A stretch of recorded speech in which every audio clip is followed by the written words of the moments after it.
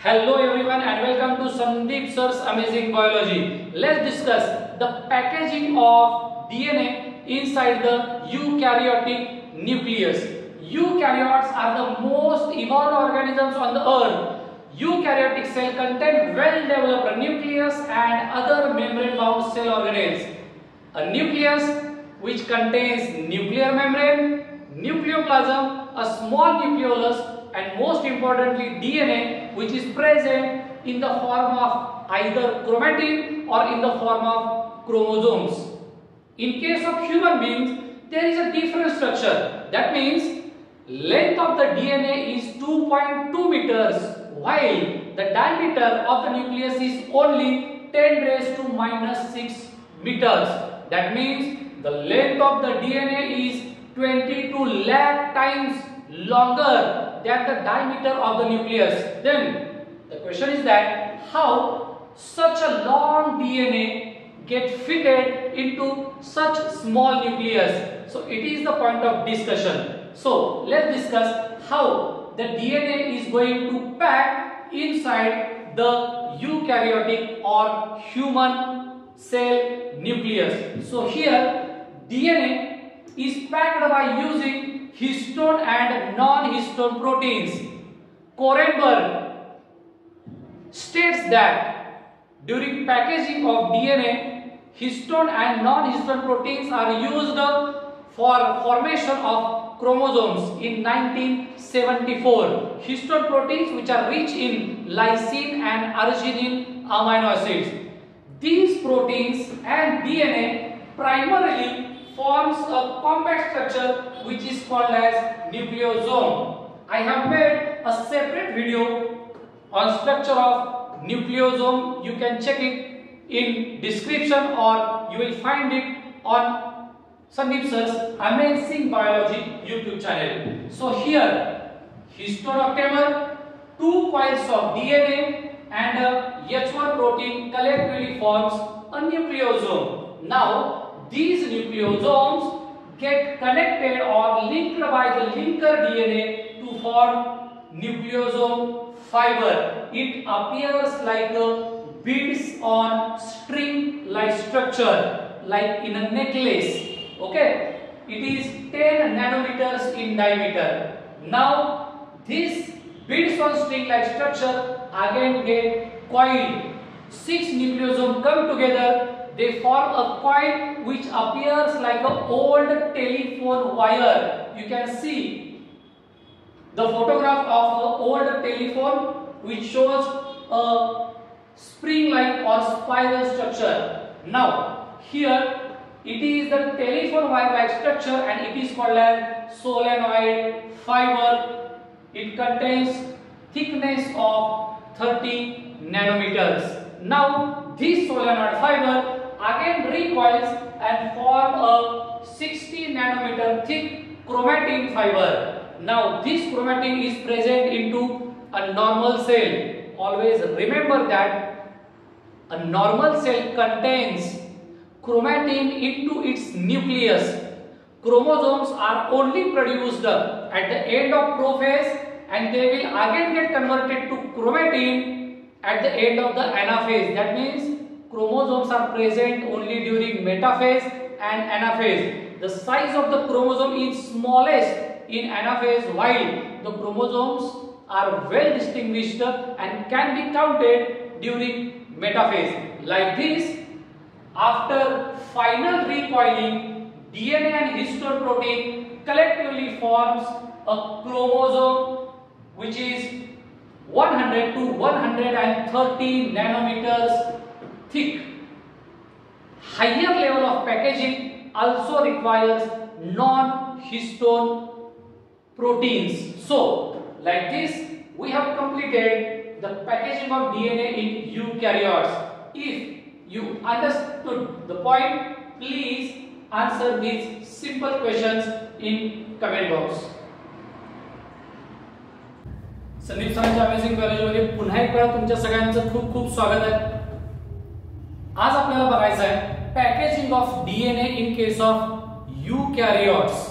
यूकॅरियोट्स मध्ये एक खूप मोठा प्रॉब्लेम आहे की यूकॅरियोटचा जो डीएनए त्याची लांबी आहे 2.2 मीटर्स आणि त्याच्या न्यूक्लियसचा जो डायमीटर आहे हा आहे 10⁻⁻⁶ मीटर्स. म्हणजे आपण जर बघायला गेलो तर डीएनए ची लांबी न्यूक्लियसच्या डायमीटर पेक्षा 22 लाख पटीनं लांब आहे. हा जो डीएनए हा डीएनए गुंडाळून आपल्याला या न्यूक्लियसच्या आतमध्ये कसा बसवलाय तो बघायचा आहे.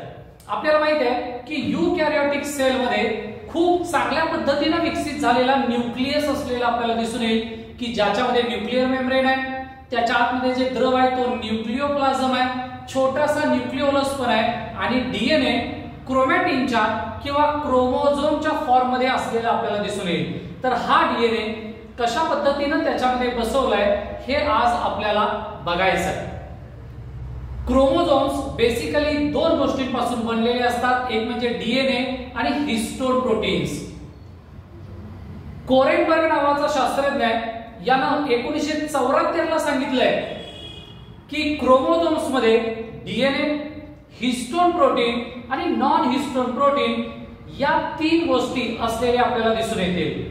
हिस्टोन प्रोटीन जे आहे ते लक्षात ठेवा, लायसिन आणि अर्जिनिन या दोन अमायनो ऍसिड पासून बनलेले आपल्याला दिसून येतील. म्हणजे त्याच्यामध्ये लायसिन आणि अर्जिनिन यांचं भरपूर प्रमाण असतं आणि हे हिस्टोन प्रोटीन्स हे पॉझिटिव्हली चार्ज आहे आणि डीएनए हा नेहमी निगेटिव्हली चार्ज असतो. सगळ्यात पहिलं जे बेसिक स्ट्रक्चर तयार होतं ते आहे न्यूक्लिओझोम. या न्यूक्लिओझोमचा सेपरेट व्हिडिओ आपण बनवलेला आहे, याच्यामध्ये तुम्हाला न्यूक्लिओझोमचं स्ट्रक्चर बघायला मिळेल, त्याची लिंक डिस्क्रिप्शन मध्ये देऊन ठेवलेली आहे. नक्की न्यूक्लिओझोमचं स्ट्रक्चर तिथं जाऊन बघा. आता हा जो न्यूक्लिओझोम आहे याच्यामध्ये बेसिकली हिस्टोनॉप्टेमर, डीएनए आणि त्याच्यानंतर त्याला जोडणारा H1 हिस्टोन या सगळ्या गोष्टी असलेल्या आपल्याला दिसून येतील. डिटेल स्ट्रक्चर न्यूक्लिओझोमच्या स्ट्रक्चर मध्ये दिलेलं आहे. तर पहिलं बेसिक स्ट्रक्चर तयार होतं म्हणजे डीएनए गुंडाळला जातो, हिस्टोनॉप्टेमर होती आणि तयार होतो न्यूक्लिओझोम.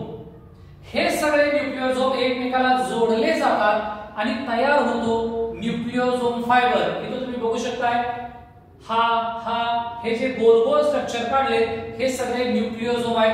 अशा पद्धतीचे असंख्य न्यूक्लिओझोम आपल्याला प्रत्येक युकॅरियोटिक सेल मध्ये किंवा ह्यूमन युकॅरियोटिक सेलच्या न्यूक्लियस मध्ये आपल्याला बघायला मिळतील. याच्यावरती दोन कॉइल्स दिसतात तुम्हाला डीएनए चे आणि हा आहे लिंकर डीएनए. न्यूक्लिओझोमच्या स्ट्रक्चर मध्ये तुम्हाला हे डिटेल बघायला मिळेलच. तर अशा पद्धतीने न्यूक्लिओझोम एकमेकाला जोडले जातात आणि 10 नॅनोमीटरचा एक फायबर तयार होतो, याला म्हणलं जातं न्यूक्लिओझोम फायबर. हा न्यूक्लिओझोम फायबर परत अशा प्रकारचे 6 न्यूक्लियोटाइड एकत्र येतात आणि एक कॉइल्ड स्ट्रक्चर तयार होतं, जे आपल्या घरातले जुने टेलिफोन होते त्याच्या वायर सारखं दिसतं. तो रिसिव्हर उचलला की नाही त्याची वायर असायची बघा स्प्रिंग सारखी, तर त्या वायर सारखं स्ट्रक्चर इथं फोटोत मध्ये तुम्ही बघू शकताय, ते तुम्हाला वायर दिसते. तर त्या पद्धतीचं स्ट्रक्चर तयार होतं टेलिफोन वायर लाईन स्ट्रक्चर आणि हे 30 नॅनोमीटर एवढं असतं जाडीला. याला म्हणतात सोलेनॉइड फायबर. लक्षात घ्या, टेलिफोन वायर सारखं कॉइल्ड स्ट्रक्चर डीएनएच्या पॅकेजिंग मध्ये जे तयार झालंय याला म्हणायचं सोलेनॉइड फायबर. सोलेनॉइड फायबर मध्ये आणखी परत कॉइलिंग होतं आणि याच्यापासून तयार होतो क्रोमॅटिन फायबर. हा क्रोमॅटिन आपल्याला न्यूक्लियसच्या आतमध्ये प्रेझेंट असलेलं दिसून येईल. व्यवस्थित लक्षात ठेवा, न्यूक्लियसच्या आतमध्ये क्रोमोझोम्स हे फक्त प्रोफेजच्या शेवटी तयार होतात आणि एनाफेजच्या शेवटी परत त्याच्यापासून क्रोमॅटिन तयार होतं. म्हणजे नॉर्मल सेल मध्ये आपल्याला क्रोमॅटिनच बघायला मिळेल, रंगीत जाळी असा याचा अर्थ आहे. क्रोमॅटिन नेटवर्क असं सुद्धा याला म्हणतात. 60 नॅनोमीटर जाडीचं आपल्याला क्रोमॅटिन नेटवर्क आणि याची जाळी आपल्याला न्यूक्लियस मध्ये बघायला मिळते. आणि ज्या वेळेला प्रोफेज संपत येते आणि मेटाफेज सुरू होते त्यावेळेला क्रोमोझोम्स तयार होतात. ते क्रोमोझोम्स या पद्धतीने तयार होतील. या क्रोमोझोमची जाडी साधारणपणे 100 ते 130 नॅनोमीटर इतकी आपल्याला असलेली दिसून येते. आणखीन एक गोष्ट इथे लक्षात ठेवा, 1 नॅनोमीटर म्हणजे 10 अँगस्ट्रॉम युनिट्स. म्हणजेच 10 नॅनोमीटर जर आपण इथं 100 अँगस्ट्रॉम युनिट एवढं झालं. तर ह्या पद्धतीनं डीएनएचं पॅकेजिंग केलं जातं आणि अशा प्रकारचा क्रोमॅटिन किंवा क्रोमोझोम्स आपल्या युकॅरियोटिक सेलच्या इथं जर बघायला गेलं, माणसाच्या बाबतीत जर बघायला गेलं तर आपल्या न्यूक्लियस मध्ये अशा प्रकारचे टोटल 46 क्रोमोझोम्स आपल्याला बघायला मिळतात. म्हणजे आपला जो टोटल डीएनए आहे हा या 46 क्रोमोझोम वरती गुंडाळून बसवलेला आहे. तर डीएनएचं पॅकेजिंग होत असताना पहिल्यांदा तयार होतो न्यूक्लियोझोम, त्याच्यानंतर न्यूक्लियोझोम फायबर, त्याच्यानंतर टेलिफोन वायर सारखा solenoid fibre, coil structure chromatin आणि त्याच्यानंतर शेवटी तयार होतो क्रोमोझोम्स.